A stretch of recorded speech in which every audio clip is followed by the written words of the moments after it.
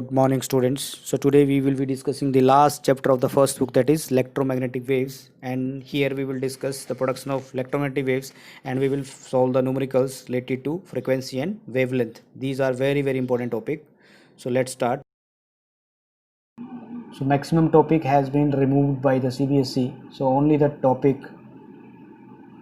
that is left, that is electromagnetic waves and electromagnetic spectrum.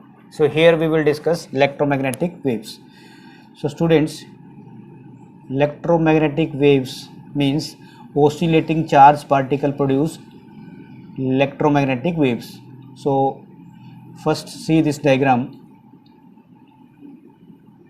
Suppose this is y axis, okay, this is z axis, and this one is x axis. So an electromagnetic wave is a wave radiated by an accelerated charge. So we can write here, means आपको mind में रखना कि जो कोई भी accelerated charge होगा वही electromagnetic waves को प्रोड्यूस करेगा, ठीक है, और वो स्पेस में मूव करेगा अलोंग एक्स एक्सिस, और जो इलेक्ट्रिक और मैग्नेटिक फील्ड वेक्टर प्रोड्यूस होंगे they will be move perpendicular to each other like this. ये देखिए आप, ये इलेक्ट्रिक फील्ड वेक्टर है और ये मैग्नेटिक फील्ड वेक्टर प्रोड्यूस हो रहा है, ठीक है. इस तरीके से आप देख सकते हैं इलेक्ट्रिक फील्ड वेक्टर. सपोज करिए आप देखिए यहाँ से टच करेगा, this is electric field vector, this one is the magnetic field. So ये आपके पास इलेक्ट्रिक फील्ड और मैग्नेटिक फील्ड आपस में perpendicular, they both are perpendicular to each other. और देखिए इसका एम्पलीट्यूड डिक्रीज करता चलेगा. ये देखिए आप, this is very main point, this is the main point you have to keep in mind. और इलेक्ट्रिक फील्ड क्या करेगी, मैग्नेटिक फील्ड को प्रोड्यूस करेगी. ये देखिए आप, मैग्नेटिक फील्ड है ये इलेक्ट्रिक फील्ड जो है मैग्नेटिक फील्ड के बिल्कुल परपेंडिकुलर है. तो आप देख सकते हैं like this, clear, amplitude will go on decreasing. So this is magnetic field, this is electric field. So similarly again you will repeat this process. So again this is electric field and this is magnetic field. ये देखिए आप, amplitude decrease करेगा and so on. This process will go on like this. Okay, so this is a plane electromagnetic wave traveling along x-axis. We can write a plane electromagnetic waves traveling along x axis, along x axis. इस तरफ को means आपस में perpendicular होंगे लेकिन x axis की तरफ ये मूव करेंगे. क्लियर. तो हम पहले डेफिनेशन लिख लेते हैं इसकी. An electromagnetic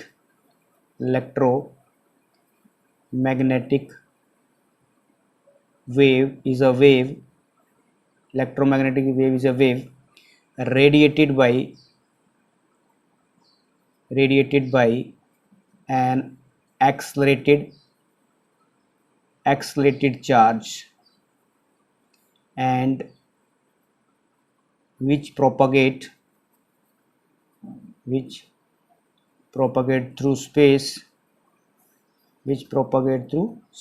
as coupled, this is very important point, coupled electric and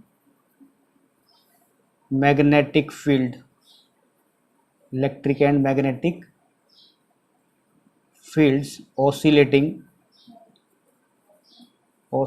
perpendicular to each other, ठीक है, perpendicular to each other and to the direction of propagation of the wave.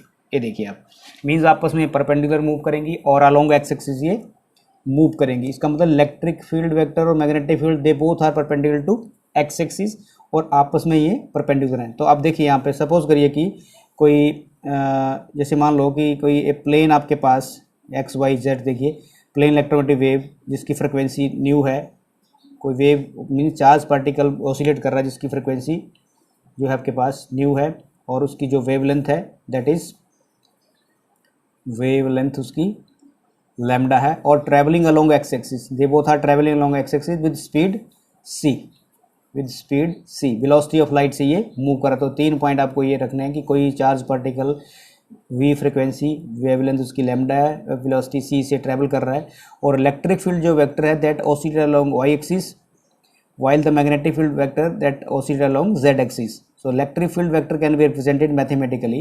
अगर हम मैथमेटिकली बात करें, मैथमेटिकल अगर इसका हम बात करें मैथमेटिकल फॉर्म में, तो ये देखिए जो इलेक्ट्रिक फील्ड है वो आपके पास along it is moving to y axis. अब ये क्या लिखा मैंने, देखिए ध्यान से, आपने पहले पढ़ा हुआ कि अ वेक्टर, आपके पास जो यूनिट वेक्टर है उसकी डेफिनेशन है vector is divided by its magnitude. अब देखिए मैंने क्या किया यहाँ पे, ये जो आपके पास ए वेक्टर आ गया, मतलब इलेक्ट्रिक फील्ड जो है that is E Y into J, मतलब ये आपके पास क्या है, a unit vector into a magnitude of vector, मतलब ये आपके पास जे आ गया, क्योंकि ये इस तरफ ये जे है, ये I vector, I unit vector, I J, और ये के। तो अगर electric field lines X Y axis की तरफ जा रही है तो आप इसको जे वेक्टर लेंगे, जे यूनिट वेक्टर लेंगे, ठीक है। तो vector is divide by its magnitude, तो आपके पास ए वेक्टर क्या आ गया, आपके पास a vector into magnitude of a vector into unit vector. तो अब देखिए magnitude of E Y into J, ऐसे लिख सकते हैं आप ई को इसी फॉर्म में। क्लियर। अब इसकी वैल्यू सब्स्टिट्यूट करेंगे तो आपने 11th स्टैंडर्ड में ये पढ़ा हुआ है कि sine, this is a sinusoidal wave, क्योंकि साइन 0 0, साइन 91, साइन 180 0, तो इस तरीके से वेव्स आ रही है। तो इसको हम इस तरीके से साइनसॉइडल फॉर्म में रिप्रेजेंट करते हैं, E is equal to E naught sine of K X minus omega T. Clear. तो आपके पास ये इक्वेशन बनी हुई, देखिए E vector is equal to E naught, अब आप यहाँ पे कॉमन ले लेंगे बाहर साइन, और क्योंकि ये साइन थीटा है तो के की वैल्यू पुट करेंगे, it is a wave number 2 pi by lambda into x minus 2 pi by T into T, और बाहर आप जे यूनिट वेक्टर लिख देंगे। और आगे देखिए ई नॉट साइन ऑफ, ठीक है। अब आप क्या करेंगे, 2 पाई को ये बड़ा ब्रैकेट लगा के 2 पाई को आप बाहर ले लेंगे, और अंदर बचेगा x by lambda minus 1 by T होता है न्यू, न्यू इंटू टी, और ब्रैकेट क्लोज, और बाहर जे यूनिट वेक्टर, ठीक है। और उसके बाद देखिए आप ई नॉट, अब इसको हम इस फॉर्म में लिख सकते हैं 2 pi X by lambda minus T by T, क्योंकि फ्रिक्वेंसी होता है 1 बाई टी, तो आप इसको इस फॉर्म में, so this is we can say electric field represented by this way, E is equal to this E naught sine 2 pi X by lambda minus T by T into J unit vector. और आप यहाँ पे देखेंगे कि where के is where के क्या आपके पास 2 pi by lambda is the propagation constant, way propagation constant, ये प्रोपागेशन कांस्टेंट आपके पास, ठीक है, ऑफ द वेव। और जो आपके पास omega that is angular frequency 2 pi by T, या आप इसको लिखते हैं 2 पाई न्यू फ्रीक्वेंसी। क्लियर।